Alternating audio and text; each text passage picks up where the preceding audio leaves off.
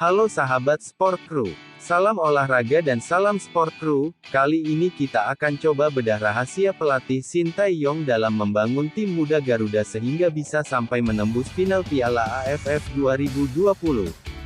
Hal yang dilakukan sebenarnya sangat standar tapi selama ini banyak dilupakan oleh sebagian pelatih timnas Indonesia dan sebagian pemain yang berjuang membawa lambang Garuda di dadanya. Ketika Shin Tae-yong ditunjuk menjadi pelatih timnas Indonesia, mungkin sebagian besar masyarakat Indonesia tak terlalu peduli, sama seperti semua masyarakat Indonesia yang sudah mulai apatis dengan sepak bola Indonesia, dan mungkin pelatih Shin Tae-yong juga tak berbeda dengan pelatih lainnya. Namun keyakinan sekarang mungkin sudah mulai terbangun pada seluruh masyarakat Indonesia. Pelatih Shin Tae-yong rupanya datang bersama asisten pelatih dari Korea yang salah satunya adalah pelatih fisik Lee Jae-hong. Saya tertarik dengan Lee Jae-hong, pelatih fisik yang dibawa Shin Tae-yong. Dia ikut mendampingi pelatih Shin sebagai pelatih fisik timnas Korsel di Piala Dunia Rusia tahun 2018. Pelatih fisik Lee menjelaskan kelemahan fisik timnas Indonesia. Dia mengamati banyak pertandingan. Timnas hanya sanggup bermain selama satu babak. Di babak kedua, stamina mulai turun. Mental juang sudah hilang. Selain itu, timnas selalu kalah duel. Sekali disenggol, langsung tumbang. Menurutnya, kecepatan pemain Indonesia dan Korea hampir sama. Yang membedakan adalah kekuatan atau power, body balance, dan endurance atau daya tahan.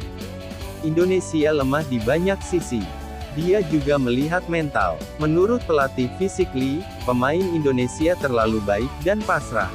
Dalam sepak bola, kebaikan itu tidak berguna. Anda harus melihat setiap pertandingan seperti perang, ujar pelatih Lee. Di situ, Anda harus punya semangat menang dan mengalahkan. Harus siap bertarung. Kalau perlu membunuh, ungkapnya. Pelatih fisik Lee melihat secara holistik. Menurutnya, fisik dipengaruhi oleh tiga hal yakni gaya hidup pemain, budaya, serta pola hidup. Dia menyoroti pemain yang suka makan gorengan dan nasi. Menurutnya, budaya makan mempengaruhi fisik pemain.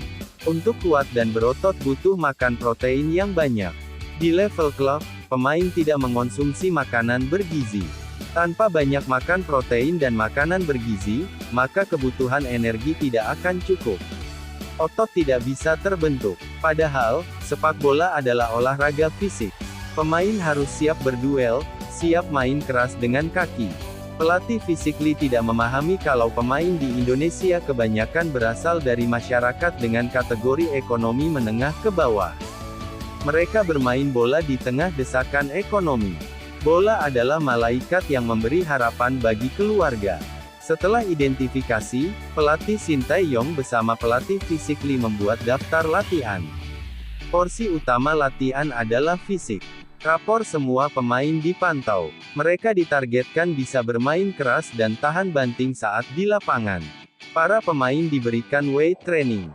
Postur tubuh membesar. Kemampuan juga terus membaik. Pemain timnas diminta kurangi karbohidrat, perbanyak makan sayuran dan protein. Pemain juga dilarang makan gorengan, sebab di situ ada lemak trans yang tidak baik bagi tubuh. Idealnya, pemain bola hanya memiliki persentase lemak tubuh sebesar 6-12%. Saat training center atau TC di Kroasia, fisik pemain mulai membaik. Rata-rata lemaknya sudah di kisaran 6-12%, mirip dengan pemain Korea. Saat itulah, pelatih Shin Tae-yong mulai mengajarkan filosofi bermain bola, juga strategi menang, sesuatu yang hilang di timnas Indonesia selama bertahun-tahun. Di ajang Piala AFF 2020, timnas Indonesia datang sebagai pasukan muda, tim ini tak punya target.